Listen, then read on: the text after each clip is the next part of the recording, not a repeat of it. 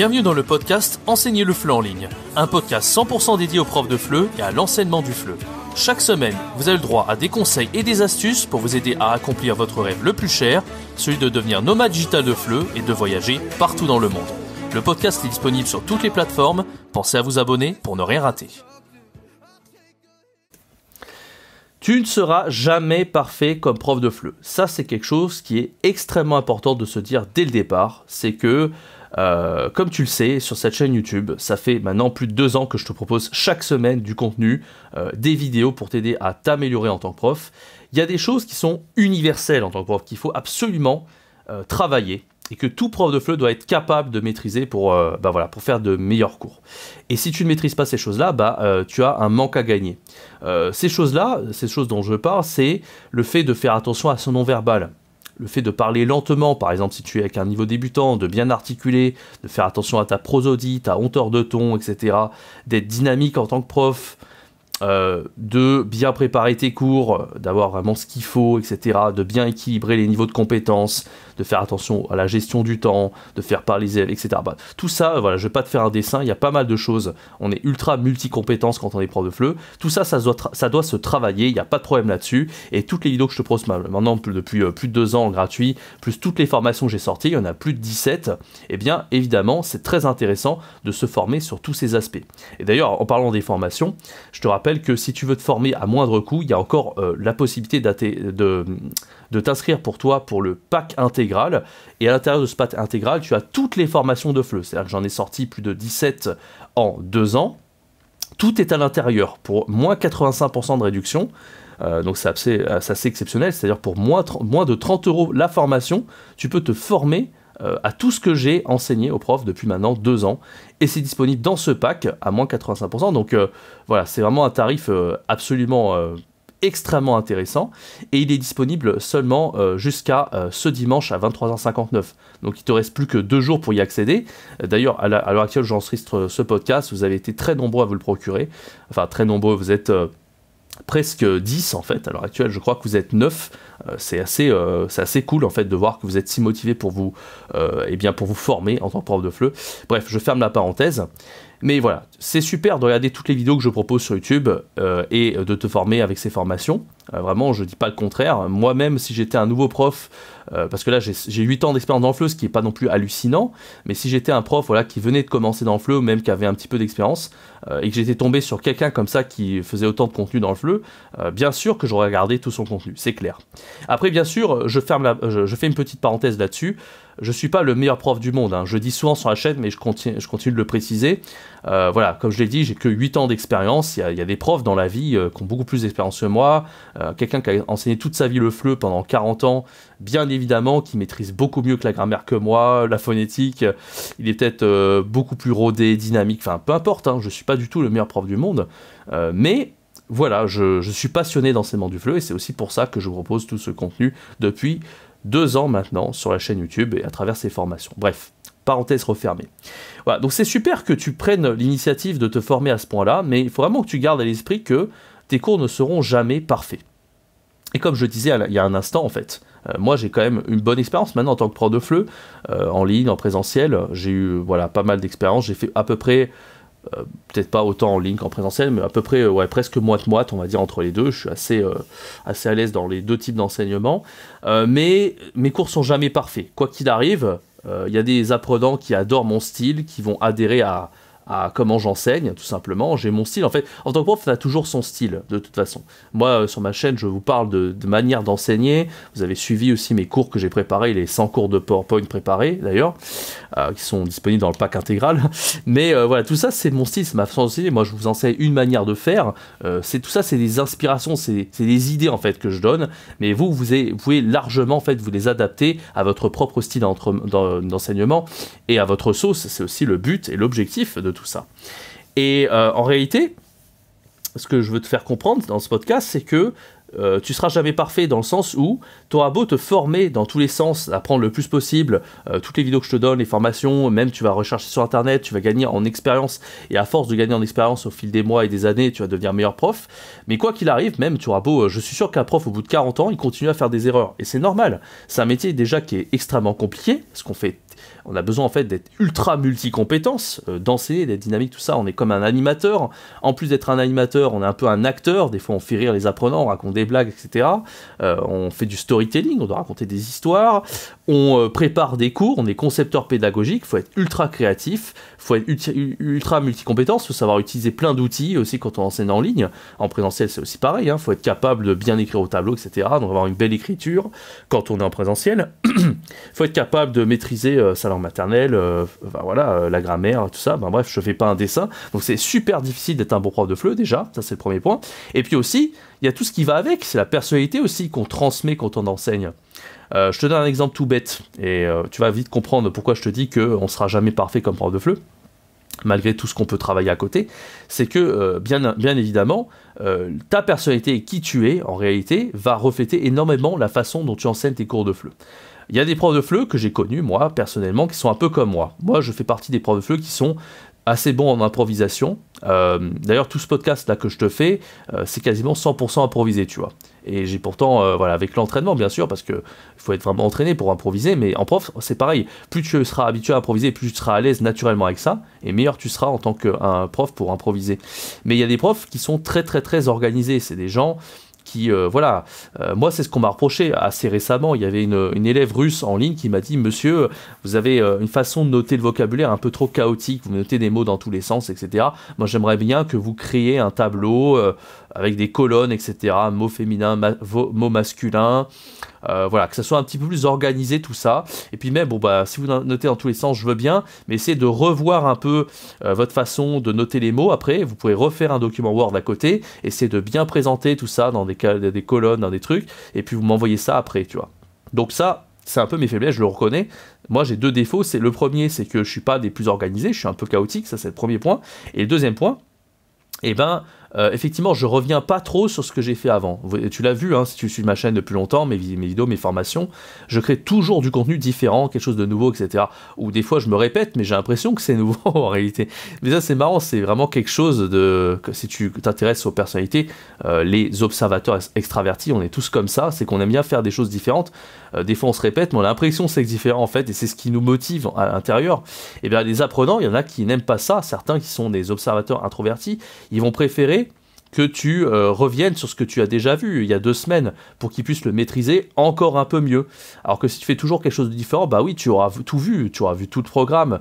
Ça sera moins ennuyeux aussi pour les apprenants de toujours voir quelque chose de différent plutôt que de revoir ce qu'ils ont déjà vu. Mais au final, pour certains types d'apprenants, c'est un peu moins bien parce qu'ils préféreront revoir et perfectionner ce qu'ils ont déjà traité en classe. Bref, donc tout ça pour te dire qu'en fait que c'est une préférence cognitive, c'est ton cerveau qui marche comme ça, c'est inhérent à ta personnalité, tu fonctionnes comme ça depuis que tu es tout petit. Si tu es un observateur extraverti comme moi, c'est que tu adores faire quelque chose de nouveau tout le temps, tu adores aller de l'avant, etc. etc. Et c'est pas grave, j'ai envie de te dire, tu peux travailler sur tes limites, tu peux essayer d'être plus organisé. J'avais déjà fait des vidéos sur la chaîne à ce sujet, d'ailleurs, sur le bullet journal pour s'organiser un petit peu mieux, Toggle pour gérer son temps, etc. Ça, c'est important aussi, quand on est prof, d'utiliser des outils pour essayer de mieux s'organiser, etc. On peut travailler sur ses faiblesses, mais quoi qu'il arrive, si par exemple tu es un prof et que naturellement c'est pas naturel pour toi d'être ultra organisé, parce que qui dit organisé dit moins créatif, parce que l'organisation c'est être capable de trier en fait dans tout ce qu'on a fait en tant que prof, et de choisir ce qui est pertinent, ce qui est pas pertinent, et de jeter tout ce qui est superflu, pas pertinent, etc. Tu vois ce que je veux dire. Et il y a des profs qui le font très bien, justement. C'est ceux qui arrivent à limiter les informations, que se contenter de l'essentiel et de rejeter tout le superflu. Mais quand tu es un prof comme moi, assez créatif, je me jette pas la fleur, mais tu vois ce que je veux dire, qui a des idées dans tous les sens, qui veut toujours donner de la nouveauté, etc.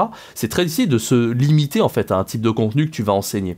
Bref, donc tout ça pour te dire que tu seras jamais parfait, tu pourras jamais être à la fois hyper créatif et à la fois ultra organisé. C'est pour te donner un exemple, mais ça peut être pareil dans tout en fait. Je sais pas, moi j'ai connu des profs de FLE qui adoraient enseigner la grammaire, vraiment, ils étaient ultra doués là-dedans. Moi j'aime bien la grammaire, voilà, mais bon, j'aime bien faire un peu tout. Voilà. Si d'un jour à main, je vais pas devenir un passionné de grammaire, je vais pas commencer à étudier en profondeur tous les microsystèmes grammaticaux.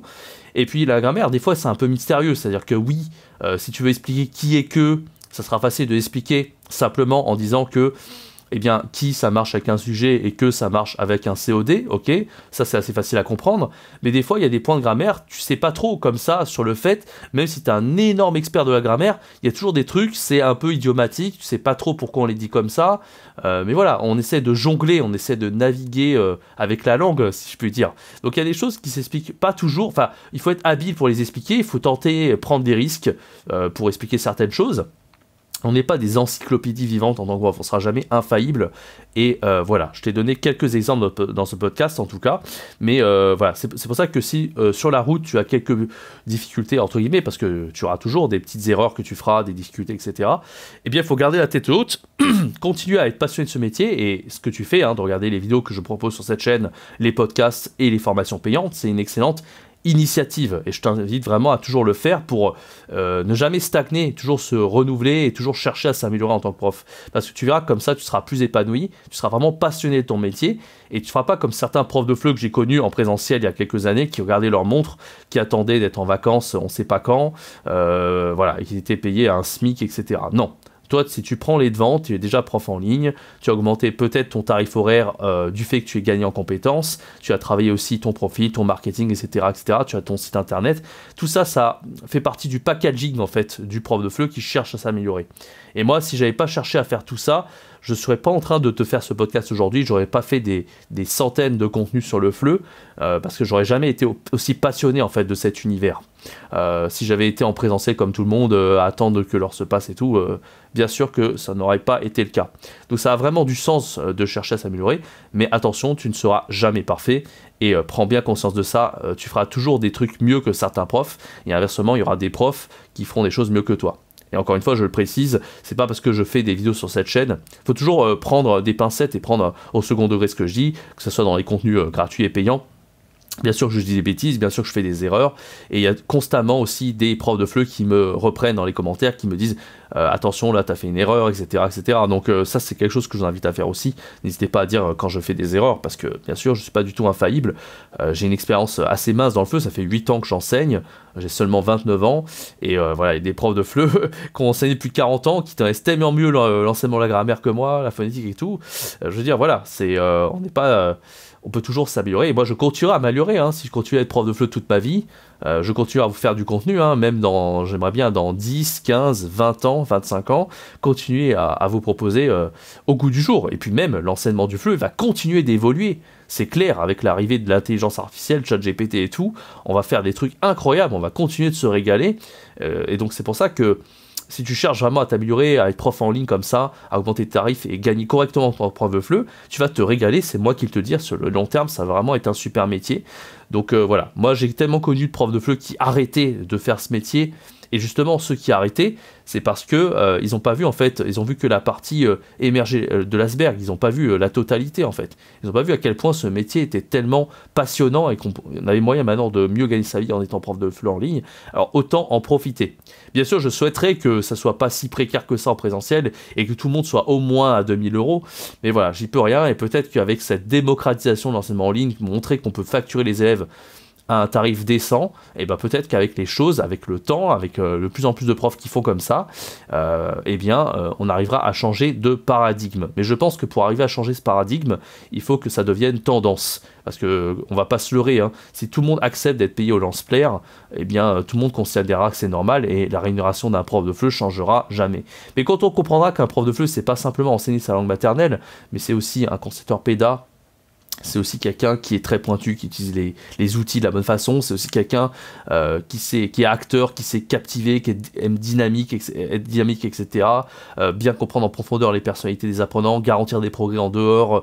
Aussi un linguiste qui maîtrise des langues, etc. Enfin bref, on peut en faire des compétences. Un prof de FLE vraiment hyper compétent, il est bon partout en fait, quelque part. C'est hyper dur en fait. Mais on se rend pas compte. Nous, on se dit juste qu'un prof de FLE qui est bon, c'est un prof de FLE qui enseigne le français, point barre.